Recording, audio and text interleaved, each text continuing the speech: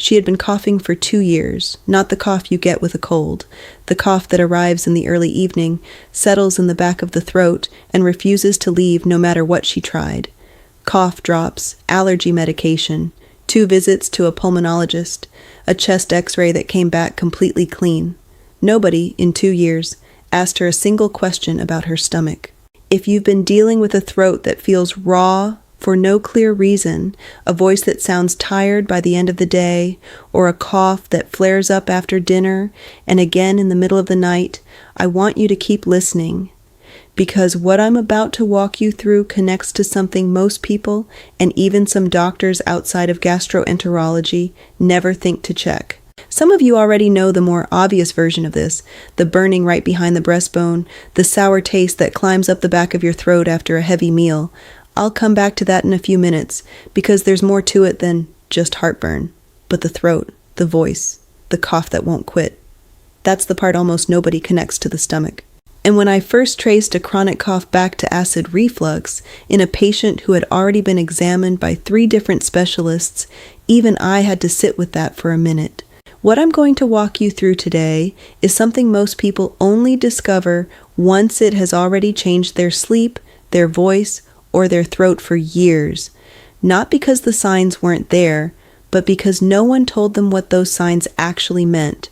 By the end of this video, you'll understand the one mechanism that explains both the burning in your chest and the cough in your throat, the medications and the foods quietly working against you without your knowledge, and 3 specific habits from your own kitchen that support your body's natural defense against this, starting tonight.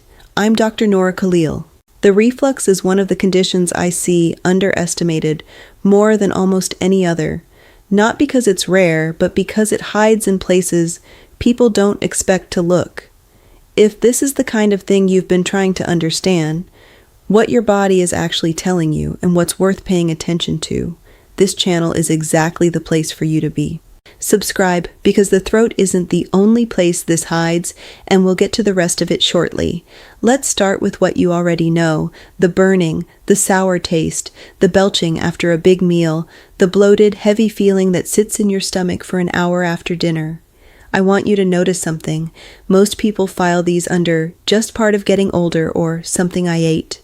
And sometimes that's true, but when it happens often, more than twice a week, or regularly enough that you've started planning meals around it, it's not background noise, it's a message.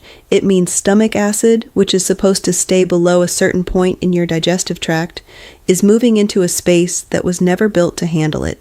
Your esophagus has a lining designed for food passing through. It is not designed for repeated contact with acid. When that contact happens often enough, the tissue responds the way any tissue responds to repeated irritation. It inflames. Doctors call this esophagitis.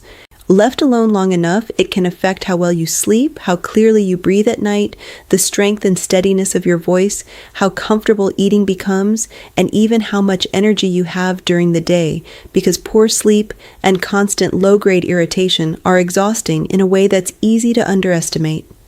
Here's the part that frustrates me clinically. I've had patients investigated for heart issues, for lung issues, for thyroid issues, sent through scan after scan, when the actual source of their discomfort was sitting one organ over the whole time. Not because the other doctors were careless, because reflux doesn't always announce itself the way people expect, so that answers the first piece.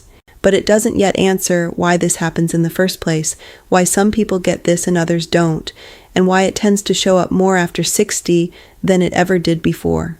To understand that, you need to meet a small muscle most people have never heard of, and once you understand it, almost everything else in this video will make sense on its own.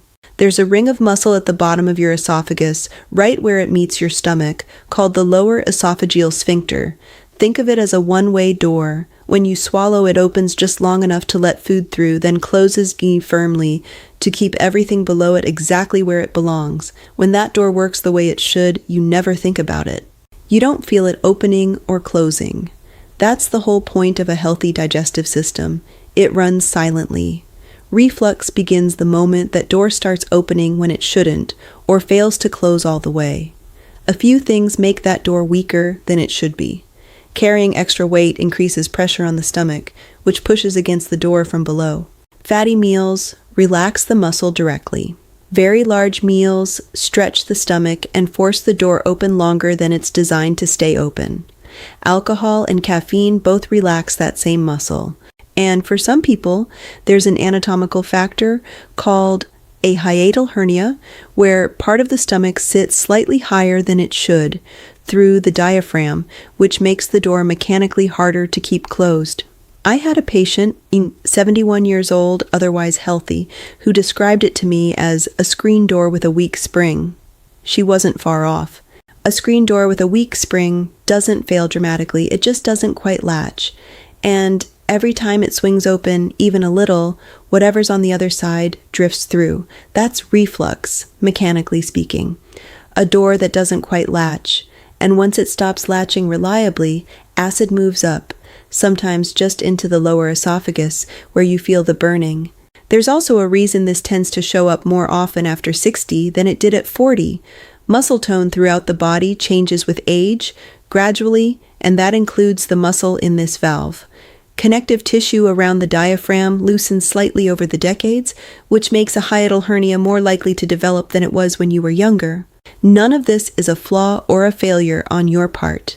It's simply mechanical wear on a structure that's been working quietly for 60 or 70 years without a single day off. But here's what surprised me most when I started paying closer attention to this years ago. That same door, when it fails badly enough or often enough, doesn't always stop the acid at the esophagus.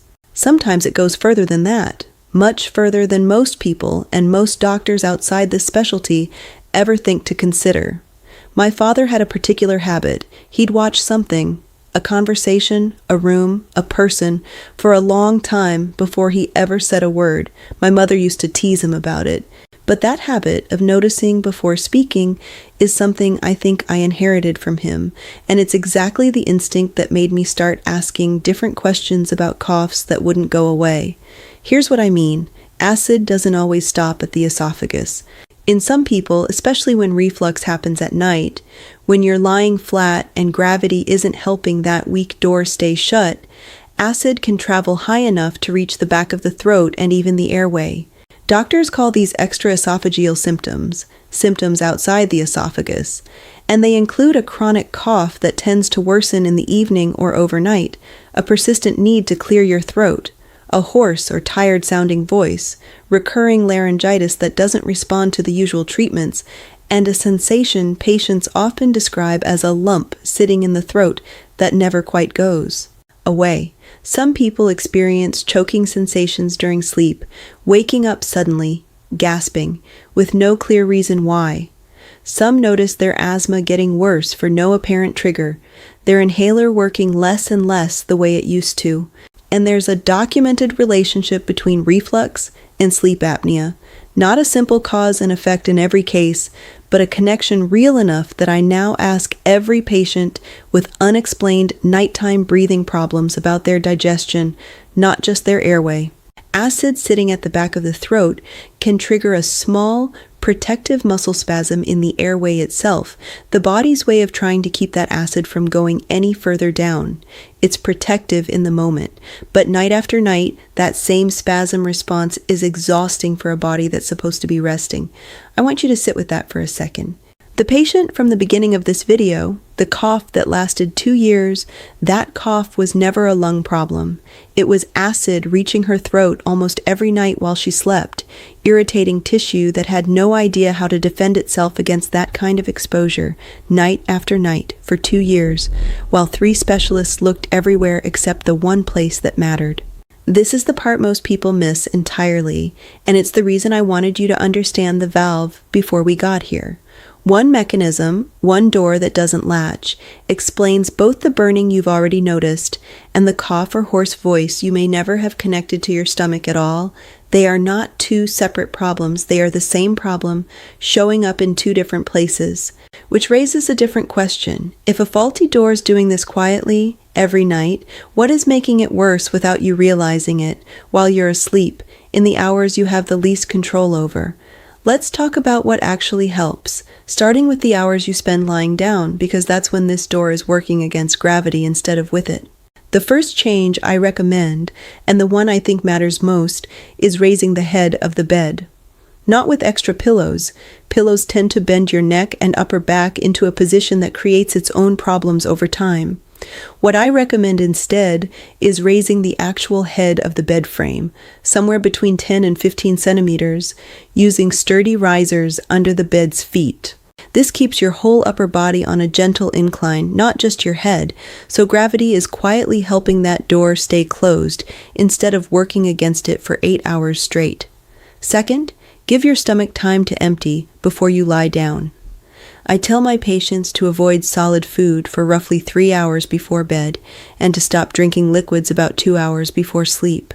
A stomach that's still actively digesting when you lie flat is a stomach with more pressure pushing against that door at exactly the time of night your defenses are weakest. Third, and this surprises people, eating smaller, more frequent meals tends to help more than eating fewer, larger ones.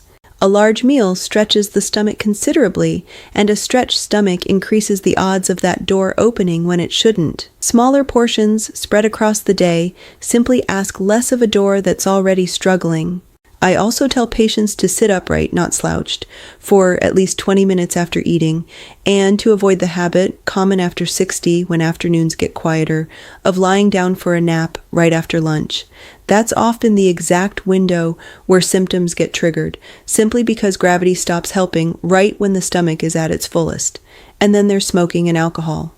I won't lecture you about either one, but I will tell you clinically that quitting smoking and significantly reducing alcohol produce some of the most noticeable improvements I see in patients with this condition, often within a matter of weeks.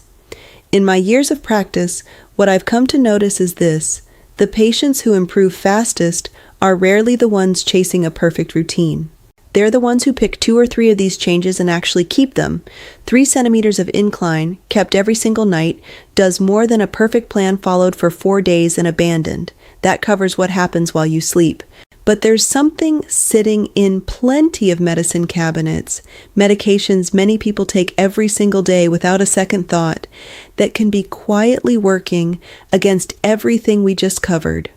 I'll be honest with you, this is the part where I disagree, gently, with how casually some of these medications get handed out without anyone mentioning their effect on reflux. Anti-inflammatory pain relievers, ibuprofen, diclofenac, nimesulide, aspirin, can irritate the stomach lining directly and worsen reflux symptoms, particularly when used regularly rather than occasionally. Certain blood pressure medications, including amlodipine, nifedipine, and verapamil, relax smooth muscle throughout the body, and that includes the very door we've been discussing. Some sedatives, like clonazepam and diazepam, have a similar relaxing effect, and a class of older antidepressants, imipramine, amitriptyline, and clomipramine among them, can slow digestion in a way that gives acid more opportunity to move upward. I want to be very clear about something because I don't want anyone pausing this video to throw out their prescriptions. None of this means stop taking your medication. These drugs are often prescribed for serious reasons, and stopping them without medical guidance can create problems far more dangerous than reflux. What it does mean is that if you're dealing with persistent symptoms and you're on one of these medications, this is worth a direct conversation with whoever prescribed it. There may be an alternative.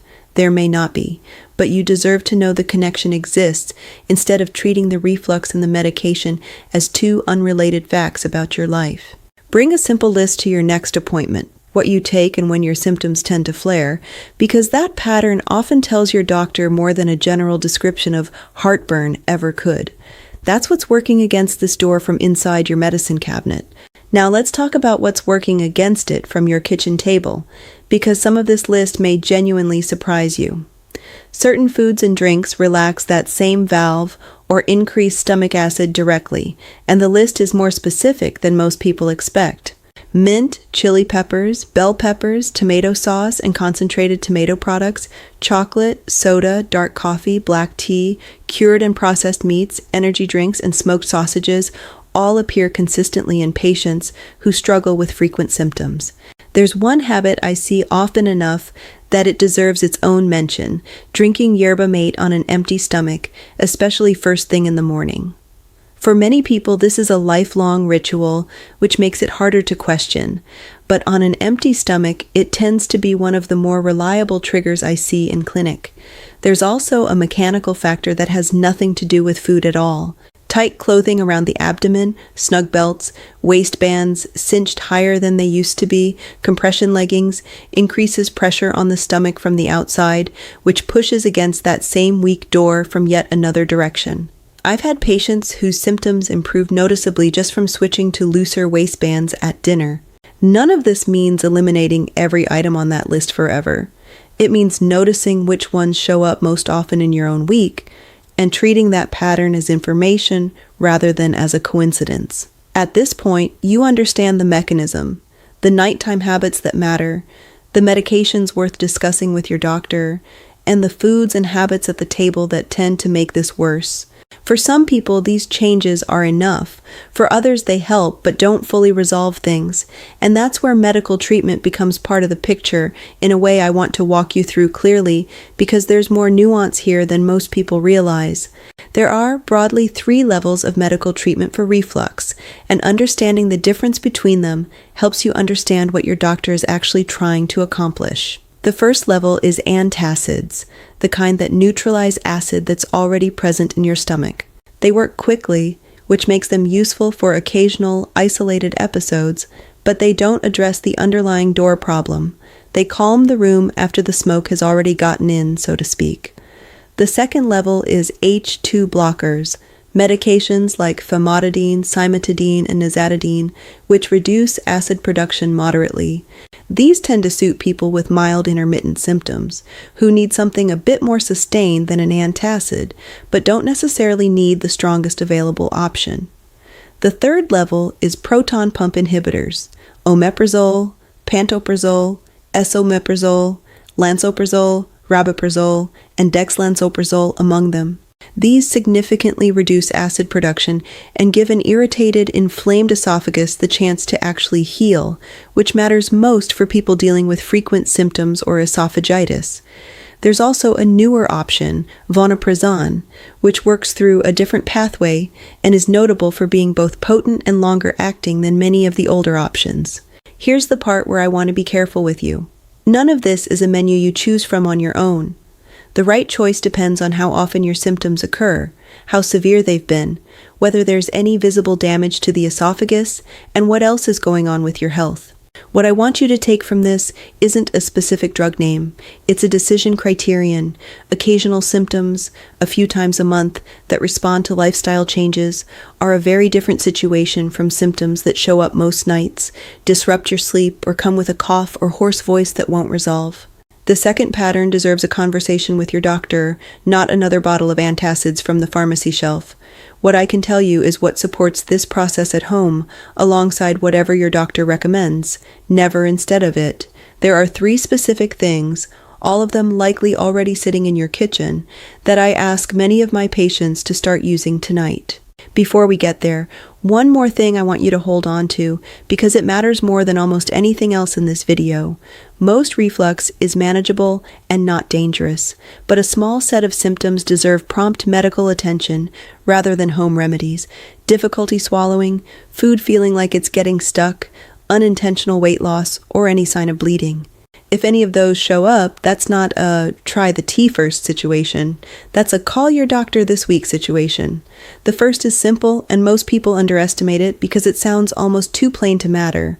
Water, at room temperature, on an empty stomach, first thing in the morning. Somewhere between 600 and 640 milliliters, roughly 2.5 to 3 cups, taken right after waking, with about 30 minutes before breakfast.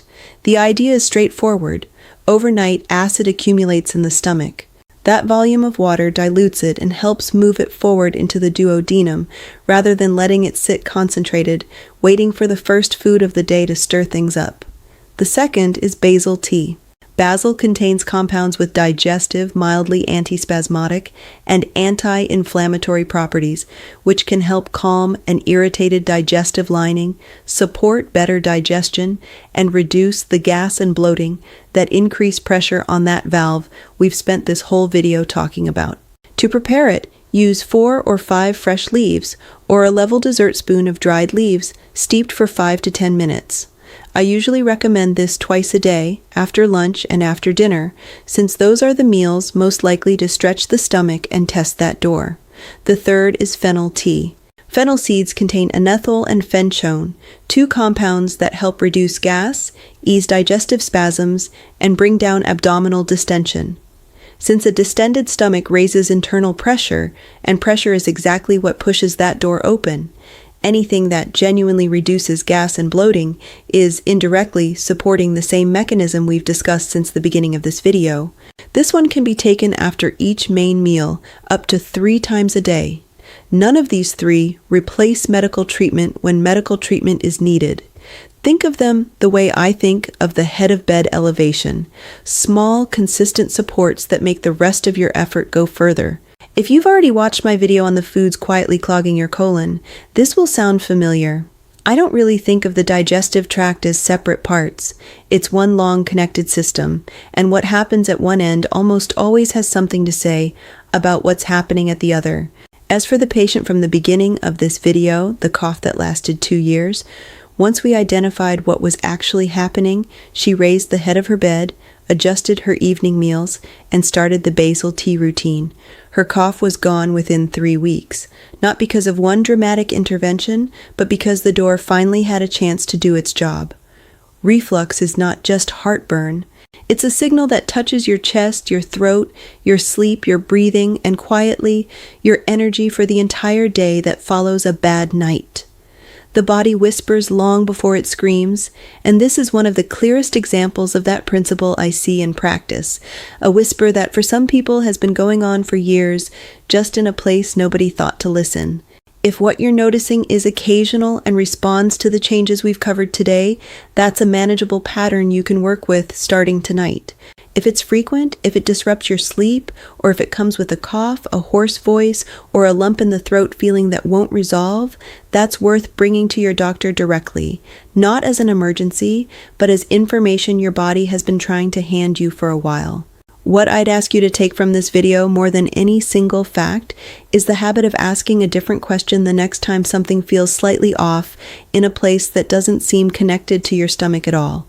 A cough, a tired voice, a restless night you can't quite explain. The connection isn't always there, but often enough it is, and it's worth a second look before you accept that's just aging as the final answer.